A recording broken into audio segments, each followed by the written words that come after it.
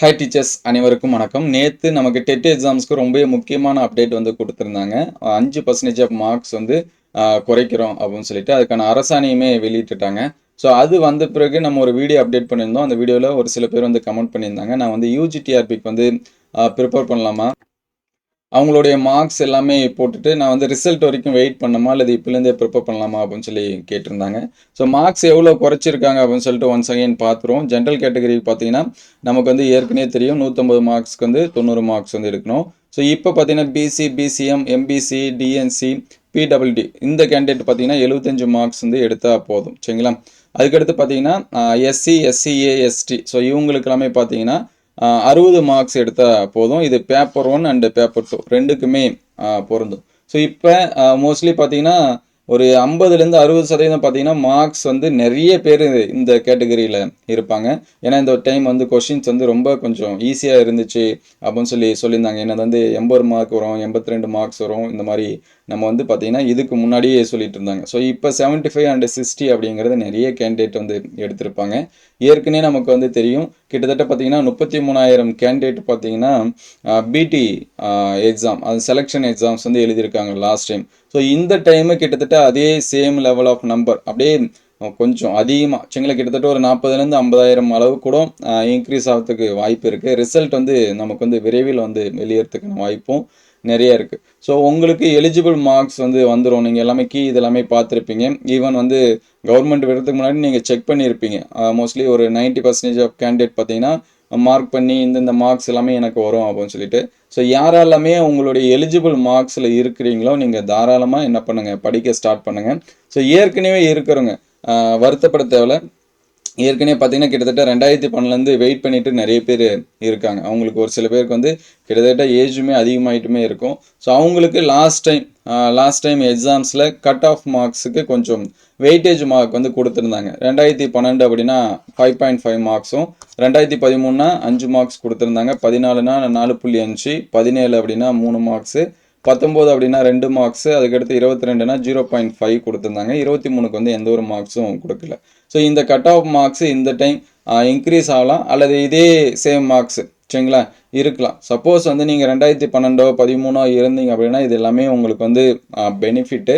கொஞ்சம் number of marks வந்து increase ஆகும். அட் த சேம் டைம் பார்க்குறப்ப காம்படிஷன் லெவலும் கொஞ்சம் இன்க்ரீஸ் ஆகும். ஏன்னா லாஸ்ட் டைம் நடந்தது பார்த்தீங்கன்னா 2023 பாஸ் கேண்டிடேட்டு நிறைய பேர் வந்து செலக்ட் ஆகியிருந்தாங்க இந்த செலெக்ஷன் எக்ஸாம்ஸில். ஸோ அதனால் நமக்கு வந்து கண்டிப்பாக இந்த வாட்டி எக்ஸாம்ஸ் வந்து வரும் அப்படின்னு சொல்லிட்டாங்க மார்ச்லேயே. நிறைய பேருக்கு டவுட் இருக்குது, எலெக்ஷன் இது எல்லாமே சொல்லியிருக்காங்களே அதெல்லாமே வருமா அப்படின்னு சொல்லிட்டு. இப்போ கூடமே நியூஸில் பார்த்தீங்கன்னா தெரிஞ்சிருக்கும், நமக்கு வந்து செகண்ட் வீக்கில் வந்து எலெக்ஷனுக்கான டேட்டு இது எல்லாமே சொல்ல போகிறதா சொல்லியிருக்காங்க. ஸோ இப்போ அடுத்தடுத்து வரக்கூடிய நியூஸ் இது எல்லாமே பார்த்தா தெரியும். ப்ரொஃபஷனல் லிஸ்ட் வந்து பிஜிடிஆர்பிக்கு விட்டுட்டாங்க. அதுக்கடுத்து போஸ்டிங் ஆர்டர்ஸ் வந்து கொடுக்க போகிறதா சொல்லியிருக்காங்க. இப்போ டெட்டுக்கான மார்க்ஸ் வந்து குறைச்சிருக்கிறதா சொல்லியிருக்காங்க. அடுத்து பார்த்தீங்கன்னா டெட்டுக்கான ரிசல்ட் வந்து வரும்.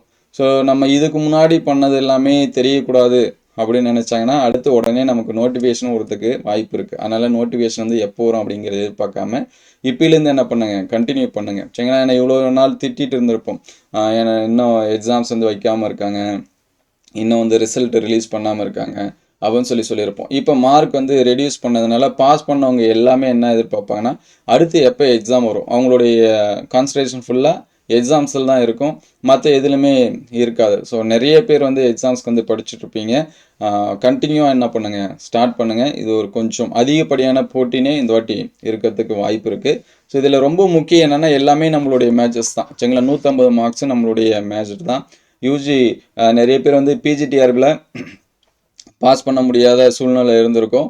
அவங்க வந்து டெட் எக்ஸாம்ஸ் வந்து பாஸ் பண்ணியிருப்பீங்க. ஸோ யாரெல்லாமே டெட் எக்ஸாம்ஸ் வந்து பாஸ் பண்ணிவிட்டு பிஜி வந்து செலக்ட் ஆக முடியலையோ அவங்க இந்த எக்ஸாம்ஸ் கண்டிப்பாக ப்ரிப்பேர் பண்ணுங்கள். அதுக்கும் இதுக்கும் சேலரி பே ஸ்கேல் வந்து ரொம்ப டிஃப்ரென்ஸ் இல்லை, ஒரு 500 அவ்வளோதான் டிஃப்ரென்ஸு.